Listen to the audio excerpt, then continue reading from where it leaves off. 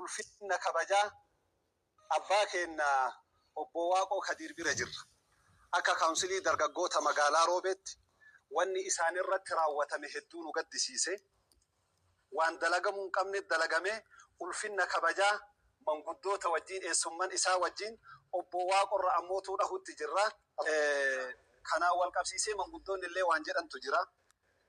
Akka eessummaatti illee akka manguddoo biyyaatti illee durriyyee waan akkanaa raawwatte manguddoo hagana qabu nama ifaajee qaburratti harka ol kaafteetiin hin jette biyya bakka hin buutu. Islaamallee bakka hin buutu, kiristaana bakka hin buutu, Baalee bakka hin buutu, magaalaa Roobee bakka hin buutu. Durriyyeen wanni isin bakka buutu yoo jiraatte lubbuu isaa qofa. Hawaasni keenya ammootu ka isaan gammachiisaatiin hin jirtan. Hawaash baankiin birrii kuma 500 arjoomeef haaji. Biran geenne hin dhufti jenneetiin ammootu abdan. Hawaasni dhuunfaadhaan ka akka ammootu obboleessa keenya Arafaatiin hangafee ka 50,000, 10,000, 20,000, 30,000 gumaacha ajaa'ibaa ammootu godhaatiin hin jirtan. Namni kun ifaajee Rabbiirraa qaba. Obbo Waaqoo maal jettan? Dhugama ifaajee Rabbiirraa qaba. Daladhee hojii kana hojii mootummaa hojii fayyaa kana hojjete dunyaa waan tokkollee hin qabu. Ummatuma kanaaf ifaajaatiin hin ture. Akka ammaatitti akka turataa bahutti jecha ummata kiyyaa jechaatiin hin jira. Ummata kiyyaa ammoo baay'ee galateeffadha.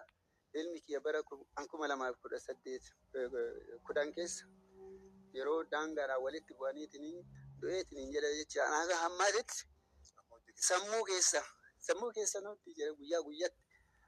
Poolisiin naannoo Sumaalee akkasitti ajjeefteetiin jette wanti narratti raawwatee jedhee ana dhiisiiti.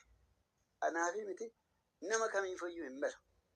Eessuma kiyyaan dhugaa na bira guddatee asitti kifilii 6 dhufee Agaarfaanatti kifilii 6 asumatti iskuulii kanatti baratee gaafa sabaatti ani deemu eegaa ani asii Suudii dhaqee jedhee achi xeenaa xaabiyaa kana qaxarame Rabbi iddilii isaa biddeen isaa karaa kana fide. Ana ganuma jedhaa Rabbi barakaa isin haa kennu, Rabbi isaa haa fayyisu tanuma jechuuf. Umrii isaa keessatti mootummaa tajaajilaa ture. Gaafa sana akka sareetti tumamuun isaa ilmi namaa irraan barbaachisu. Kun waan manni sabummaan Itoophiyaa iyyuu ilmi namaatu qabu miti. Wanni gaafas ta'e jechuudha.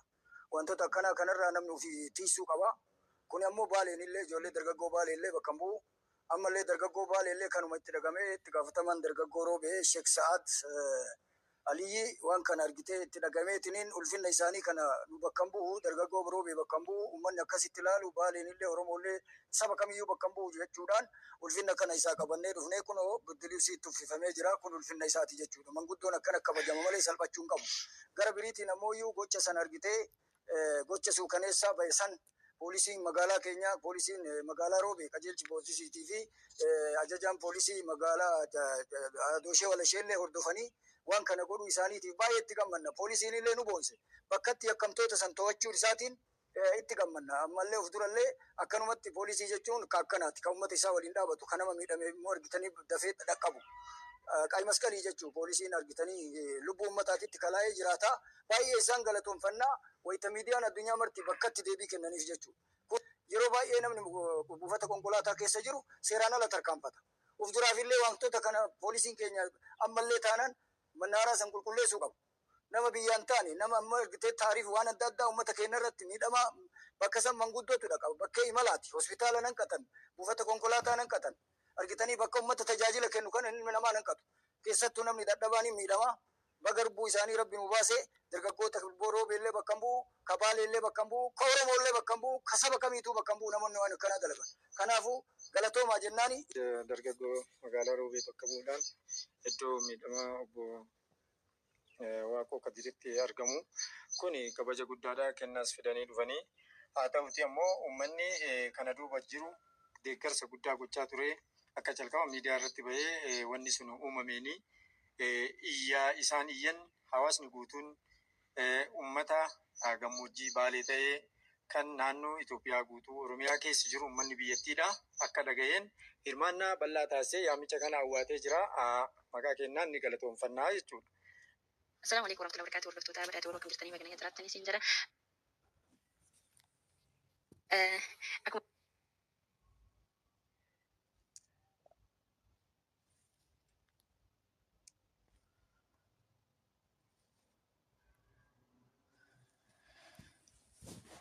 Assalamualaikum warahmatullahi wabarakatuh. Dhiifama sagaleen koo maal ta'e ga'e. Ashama harka fuune warra amantaa biraas akkam jirtu fayyaa keessanii nagaa keessanii jajjabaattuu bakka jiraattanii wallaahi laazim yaa subhaanallah baay'ee tokkoon gammade wallaahi laazim wallaahi ani abbaa keenya kana ennaan argu wallaahi laazim bakka wallaahi yeroon viidiyoo sana argu wallaahi himimmaan qabachuu dadhabe maaliifsa wayyaa rabbii kiyyaa wallaahi laazim anaadha wallaahi hedduu tokko bagammoo rabbiin haqa baase beeytanii waa tokko gaafa namatti ka'u gaafa taqaan deemte gaafa tetuu waa tokko nama hin miidhin karaa keerra deemte garaa qulqulluun deemte rabbiin sababa godha. Amma abbaa keenya kana wallaahi rabbiin sababa godhee jara kana ijoollee kana itti kaasee jechuudha. Rabbiin kunoo ummatatti wallaahi wallaahi biyyatti Itoophiyaa keessatti yoo namni rukutamuu miti rukutamuu miti yoo ajjeefame iyyuu sa'aatii kana keessatti sagaleen isaa hin dhagahamne keessatti sagaleen abbaa keenyaa kun dhagahamee jirattiin sun qaama seeraatti dhiyaattee walitti haramtee qaama seeraatti dhiyaattee abbaan keenya kun immoo wallaahi ijoolleen illee miidiyaa kanarratti mana asiliittis akka gaarii gargaararti wallaahi laazim maaliifi rabbiin gaafa waa kana kakaasu sababa godhee waa kaasa. Jarri sun namicha kana balleessuudhaaf yaadanii itti qophaa'anii karooranii kaan garuu rabbiin immoo kana keessaa ol baasuuf jechuudha rakkoo kana keessa isinii galee rakkoo kana keessaa isaan baasuu jedhee rabbiin ijoollee kana itti ajaje isinii galee wallaahi baga rabbiin wallaahi sagaleen isaanii dhaga'amee akkasitti miidiyaan irraa dudubbachuun humtisaa wallaahi maashaallah hedduu wallaahi nama waggaa meeqa nama tajaajilaa ture nama gargaaraa ture wallaahi rakkinni biyya keenyaa beektanii wallaahi damoos isaan nyaatan owwanaa bakka nama ilmaan qabu nama guddaadha bakkaan jira miti galgalaaf ganama curcurtuma jedhanuu illeen itti cabee wallaahi hadhammoo annaasiin itti caaccaatee jechuudha kan teessee nyaattu itti caaccaatee akkas rukuttu wallaahi rabbiin baga wallaahi sababa godhee sagaleedhuma isaanii dhaggeessisee akkasitti illee namni birmatee fi wallaahi obboleeyyan kiyyamee namni akka kooti gammaddanii wallaahi maashaallah tabaarakallah baga rabbi nu hambise wallaahi utummoo achumaan utuma asiif achi dhahanii maa jedhanu achitti hafan immoo hadha seenaadha jechuudha wallaahi ilmaan abbaan keenya yoom nuu dhufa bor nuu dhufa yookaan waan inni ta'ee jiru quban qabanu hojiidhuma deeme nagaan nu biraa deeme abbaan keenya galgala nuu dhufa yookaan immoo dadhabee bulee bor ganama nuu dhufa jedhanii ilmaan karaa eegu jechuudha. Kunoo wanti karaatti nama mudatu hin dhabamu rabbiin immoo sababa godhee sagalee uummataa sagaleen isaanii dhagahame jechuu kooti.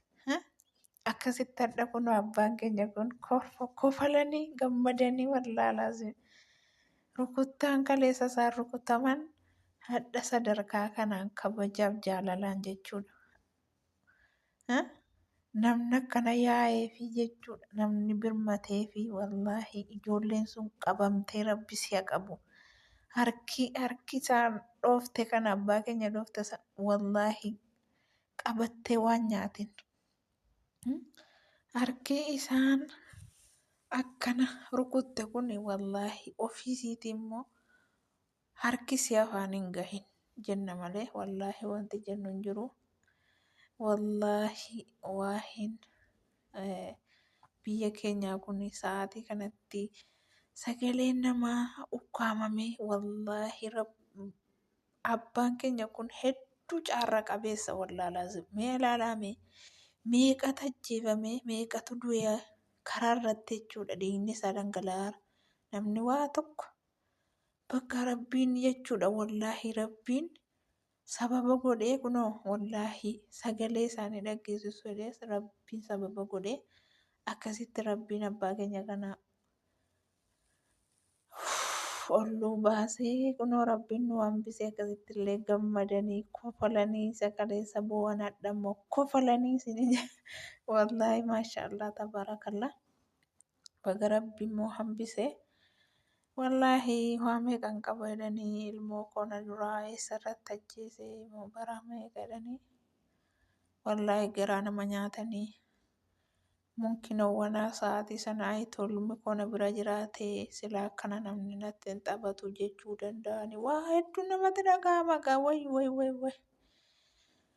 kanaafuu abshiraa yaa abbaa kiyyaa isin abbaa nama hundaati malee abbaa nam tokko qofaati miti isin bira dhaabbannaa abshiraa isiniin jedhaa sumaana